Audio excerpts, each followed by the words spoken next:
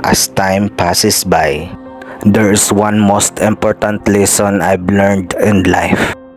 Na kahit gaano ka pa kabuti at ilang beses mo pa matulungan yung isang tao, they will never appreciate you, lalo na kapag hindi mo siya napagbigyan ng isang beses sa kanyang kahilingan.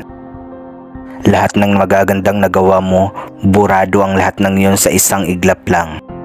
Ang mga taong sakim, makasarili ay may inggit, galit, selos na naninirahan sa puso nila, na kahit kailan ay hindi sila magiging masaya dahil hindi nila kayang i-let go ang mga masasamang ugali na meron sila. Hindi sila nakakasuklam, bagkus nakakaawa sila dahil hindi nila mahanap ang kabutihan sa kanilang puso. Magbago ka kaibigan hanggat hindi pa huli ang lahat. Dahil ang mundo ay hindi magbabago para sa'yo.